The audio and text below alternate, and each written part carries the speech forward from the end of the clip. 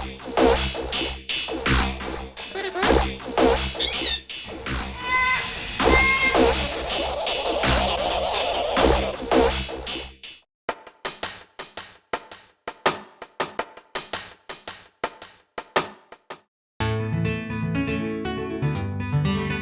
does do a lot of presentations. In fact, when we next checked in with Gary, he and his staff were preparing for one.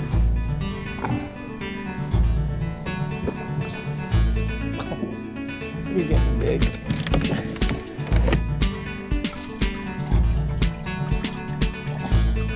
Motivated by the abused and abandoned animals he was rescuing, Gary says he took on a mission to spread the word about responsible ownership and species preservation.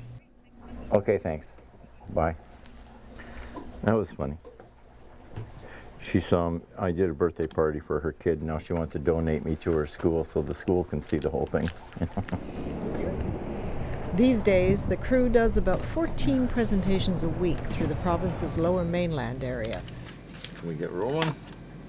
Gary figures they see between 50 and 75,000 children a year. I know out of the hundreds of thousands of children that I've seen, I can guarantee that there's going to be a few of them that are going to pursue a life working with animals in some capacity or another. Somebody's going to be around in the next generation that's got to care about these animals and do something about saving some of them from the extinction list. I've had many kids come up and say, I want to do what you're doing when I grow up. I've had that so many times. I think the cutest one was a 5-year-old boy who said, when I grow up, I want to be you. For a small fee, which goes to the animals' upkeep, the urban safari crews speak to students from preschool to university. They go to hospitals, to senior care homes, they present in public libraries, in hospices, in youth detention centers, and for a variety of charitable causes. He's gonna choke me. He won't choke you. He's not big enough to do that. What is he? He's a boa constrictor. Oh my god. Good thing he didn't choke me. No, he won't choke you. He's too friendly. It's just a feel-good thing. It's the best feel-good thing I do all year. I keep telling Gary, you do so much. And I think this year I said again, if you can't, don't come. And he goes, are you kidding? You're an honorary nature ranger. Means you got to take good care of that guy. Feed him properly.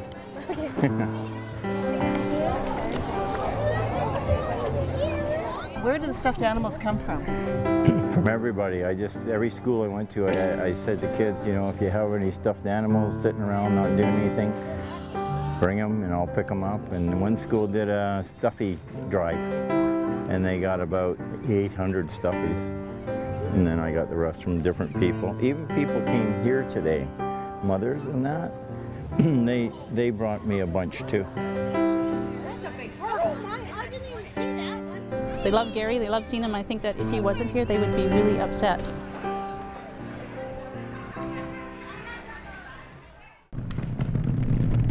Today, it's a high school in the city of Richmond, a community located just south of Vancouver. This is called the speckled caiman. Now, this guy can grow up to be about 7.5 feet, and you definitely can't have these as pets anymore. While the fee for a demonstration like this is small, less than $200, it's an important source of revenue for the rescue center. But the caimans that we have, they were bought by little kids, 8 years old. And one gave it up after 3 days because he got bit. He didn't like it anymore, he was afraid of it. And this guy found it an opportunity to escape out of the cage as well. He didn't want to live there anymore either. And the kid was there and he slammed the lid down as he tried to escape and it took off part of his tail. So now the kid really felt bad and he decided to phone CINEMAZOO and Urban Safari and give it up. And you can see Gary's attitude is that when the animals are out on presentations or working in the film industry, they're helping to pay for their keep. It costs upwards of $150,000 per year to keep the refuge afloat, to pay for things like the rent and the utilities, the vet bills, and the animal habitats and food. He cannot afford to do this out of his own pocket. And Charlie's been practicing all week to come to this school so he can show you what he's learned. He's learned how to belly dance. Finding enough money to keep CINEMAZOO and Urban Safari in the black is always a struggle. Just a few months earlier, Gary fell behind on his rent, which is some $6,000 a month, and his landlord served him with an eviction notice. The business side, I'm not really a good business person, obviously. And I just, I do what I love. It's been the love of my life since I was a little kid, working with animals. And if you'd like to help, you can contact the CINEMAZOO. Fortunately, the story caught media attention, and the public donated enough money to get him through the crisis, but not enough for him to avoid having to declare bankruptcy. Aware that he's not good with money, Gary asked financial advisor Robert Allen to help guide CINEMAZOO's operations. Things were just getting back on track when the new regulation came down. Gary says if he can't share the animals with the public, he can't make any money. And if he can't make any money, he can't afford to keep the animals and CINEMAZOO. Gary's been told that the only way he can share these animals with the public is if CINEMAZOO becomes accredited through the Canadian Association of Zoos and Aquariums. But CINEMAZOO's current building would likely not pass inspection. For that, he'll need to move to a better location.